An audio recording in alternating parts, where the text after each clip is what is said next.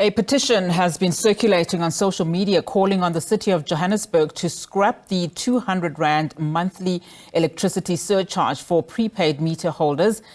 Petitioners believe NERSA is failing in its energy regulation task as this is leading to higher electricity prices.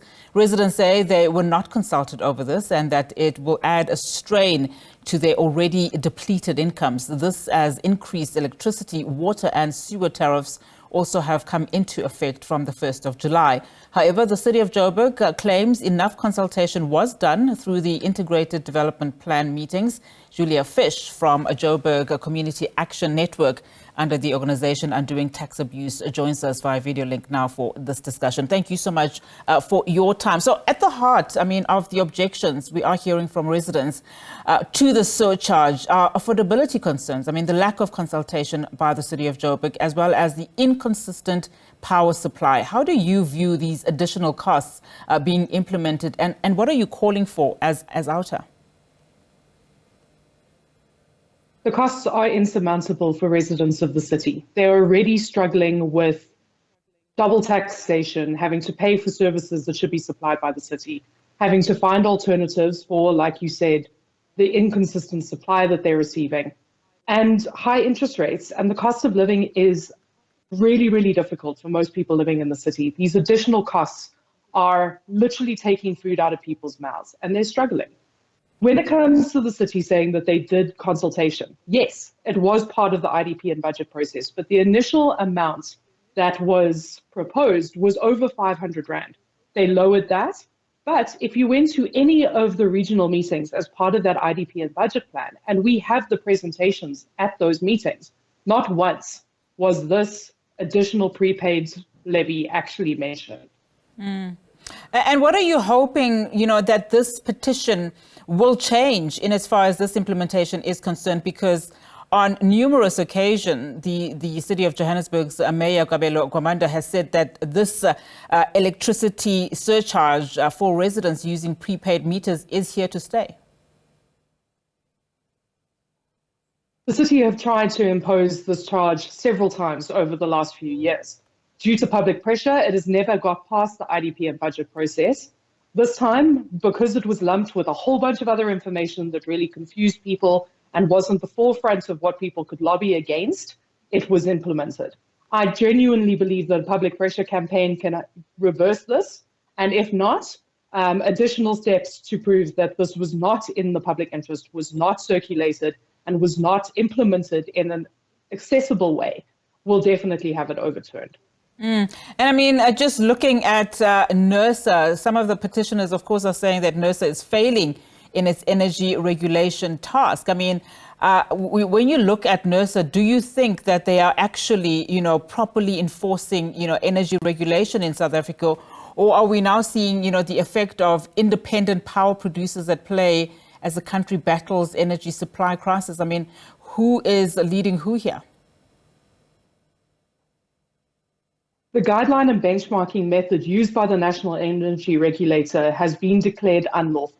That's because it does not reflect the cost of the municipality that it incurs in actually providing the service. It is not a reflection of the revenue that they're allowed to collect when it comes to making up for their efficiency costs, so things that are lost in the transmission of creating electricity. And it uses unreliable information received from municipalities to come up with these tariffs. So year on year, they are approving these tariffs, both for Eskom and for municipalities, completely irregularly. And they should not, this process needs to be challenged. NERSA is failing. It doesn't necessarily have anything to do with independent power producers. This is a showing that the regulator itself is definitely not holding up its mandates and it is not independent. One of the reasons also that, the city was giving is that, as you also say, that this proposal was made several years ago. In fact, they're saying it dates back to 2018. And they're saying that this aims to help fund the city's new electricity infrastructure and maintain existing systems. I would imagine that OUTA doesn't have a problem with that per se, given that already other ratepayers are paying towards this particular, a vision of the city of Johannesburg. But just your comments around what this money is supposedly going to be used for, in as far as infrastructure and maintaining existing systems is concerned. So there's several things there. One, the cost of the tariff is supposed to include what it costs to supply the service. So those costs should be implemented into the tariff itself. To add additional erroneous service charges to that are technically outside of the realm of NERSA is disingenuous. Secondly, prepaid users, the ideology of prepaid is that they pay upfront to secure the network. In securing the network by doing that, they also pay a slightly higher tariff charge.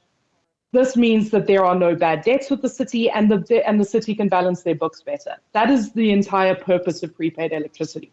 And to go against that is to say that the network itself was never meant to actually support prepaid at all.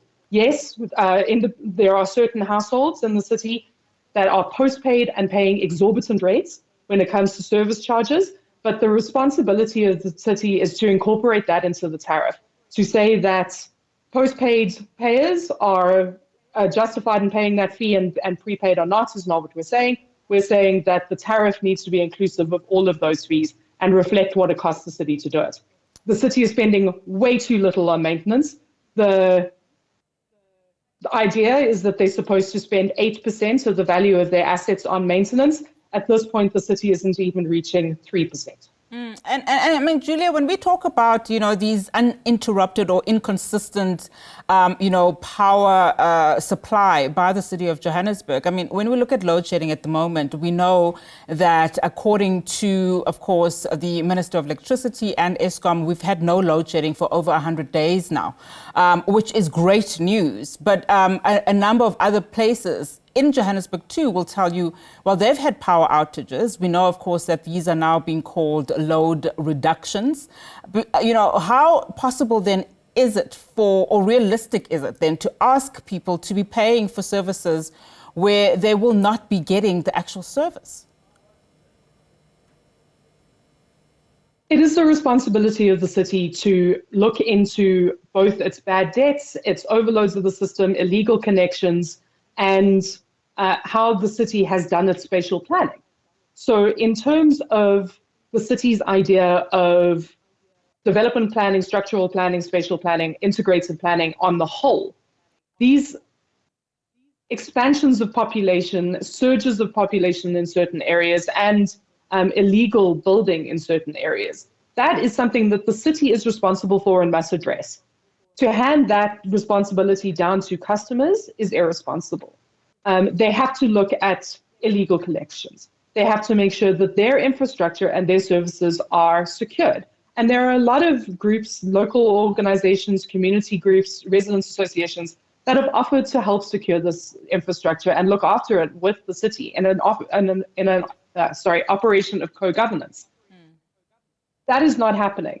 And if the city wants to make sure that it has adequate network, adequate spacing, it is up to them to actually police their own network, to hand this down and their inefficiencies as cost to the customers and paying customers, not rather than the people who are already outside of the system, is problematic. And the biggest problem here is if you make this unaffordable, if you make it unobtainable for most people, we will see an increase in those illegal connections and people who cannot and will not pay for the service.